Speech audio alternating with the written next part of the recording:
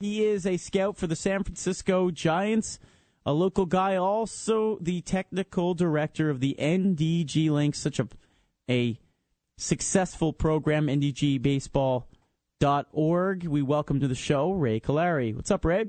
Happy holidays to you, Master Ross. Thank you, sir. What are you feasting on some lamb or something for Easter? Lamb, or what? lamb. We like champions here at times. You know who we are. Now, Ray, Mo Khan's here for a change on a Sunday, and he's got a beef with you. Go ahead, Mo. Actually, it's more Matthew Ross that has a beef with you. Oh, really? That's not what you said off air. I just mentioned to Matthew, casually speaking, that we did not receive A, our World Series rings, or B, our hoodies from... I don't know about a ring, but you'll get some merchandise. When I get some new merchandise in May, you'll get some new merchandise. All right, excellent. So there you go, I'm Mo. a size large. Thank you. Large? Yes, I'm a large. I wear my clothes slim. Okay. All right, that out of the way, Ray. Let's talk some baseball. First of all, your guys signing Buster Posey. You must love that. That's outstanding. You know, to be the game. You know, I know it's a lot of money. They gave him an 8-year extension for $167 million, but you have to understand. I think they're giving them for what they see already and what they see in the future. Two-time World Series champion, 2012 NL MVP.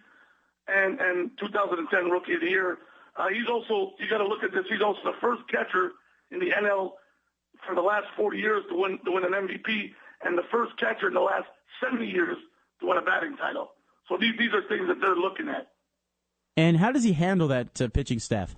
You know, we started out, thinking that Tim Lincecum and Matt Cain were the face of the franchise, but obviously, as you can see in the last 3 years, it's been Buster Posey. He does a great job. In 2011, before his injury, the collision at the plate, we were 8 games in front, and then we tanked out because we didn't have a qualified backup. He's the best catcher in the major leagues, and with a good catcher like that, sky's the limit when you have a guy like Buster Posey. Chatting with Ray Callari, talking some baseball here. All right, Ray, elsewhere. In Major League Baseball, obviously the Houston Astros now are in the American League. They'll take on the Rangers tonight. Your thoughts on them switching leagues and now having a balanced standings? It's a balanced standings. It's a rivalry. It's another rivalry where two teams of Texas going battling at it. There should be a big crowd tonight. And obviously, it doesn't matter where like I said in the past, where people play or the games are played on the field, and I think that with having Houston move over, they got a good GM. Jeff Luno's a good GM.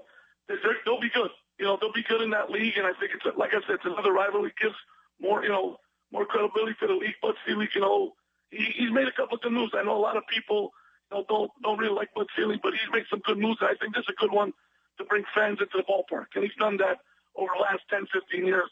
That he's been there. Are you a fan of the DH? Yes and no. But it goes to show you that in the last 3 World Series, the National Leagues are winning because they know how to handle, double switches and all that stuff. In the American League, when you have the DHs, okay, no problem. Keep your pitcher in as long as you can. Take them out. There's not as much strategy without the DH. With the DH. Without the DH, it's just, okay, what do we do? Do we keep him in?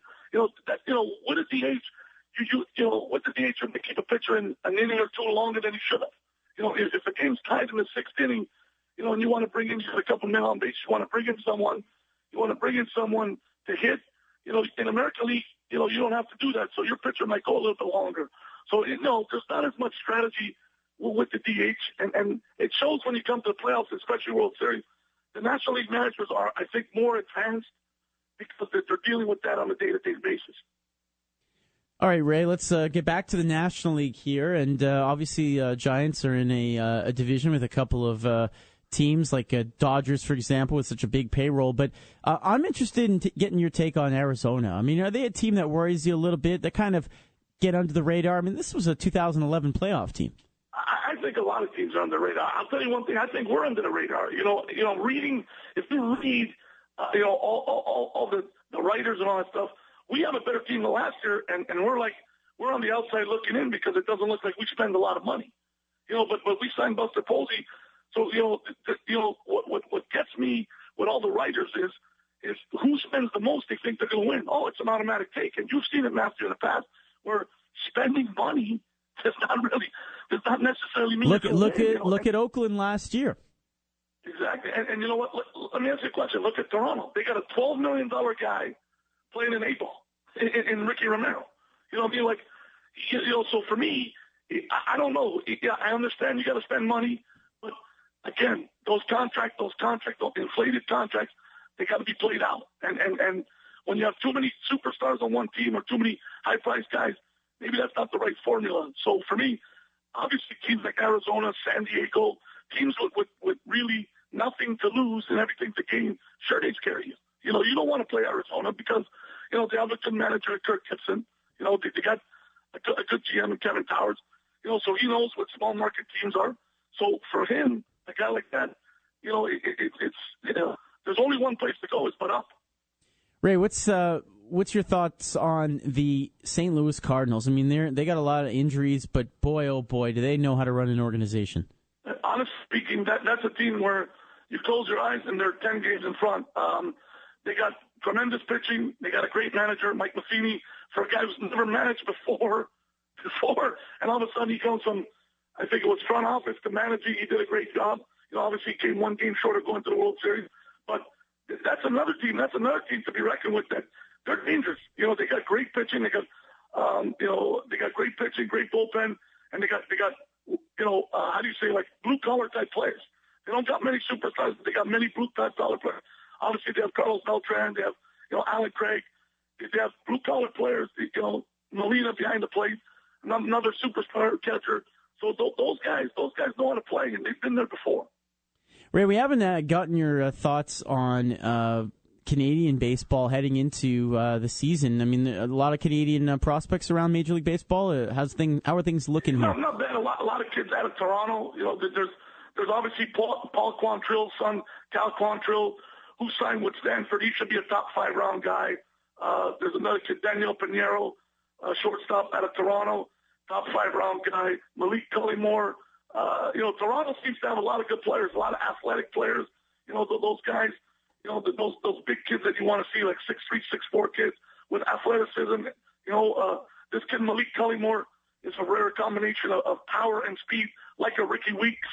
So it's fun to see that. It's fun to see that. And going back to the St. Louis Cardinals, there's a young man that's fighting for the spot. I didn't see if he made the ball club, and Oscar Tavares, his father, Francisco Munoz, resides in Montreal, and I had the luxury to see this kid grow up in Montreal.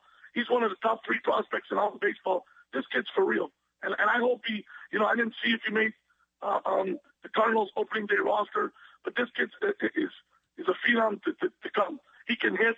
He can put reckless abandon. He can play. Now, you got any predictions for wins for the Giants, or you're not a big prediction guy, or what? I'm not a prediction guy. Like I said, this is the only thing I can say.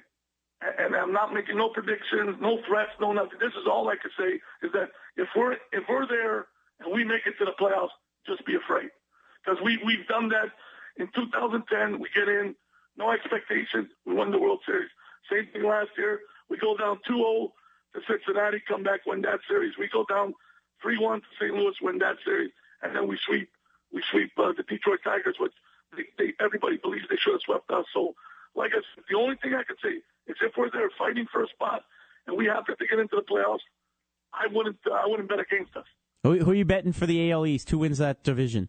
AL East? I got to go. Alex Antonov's a good friend of mine. I'm not going for your Red Sox. I'm sorry. I know we're friends, but I'm not going for it. But I like to see the Blue Jays do well. I got some friends over there, and Alex Antonovich is a Montreal boy, and why not? Why not see him do well? Ray, thanks so much for the time. Again, ndgbaseball.com is the website, and we will talk to you soon. Thank you very much, Matthew. It's always a pleasure.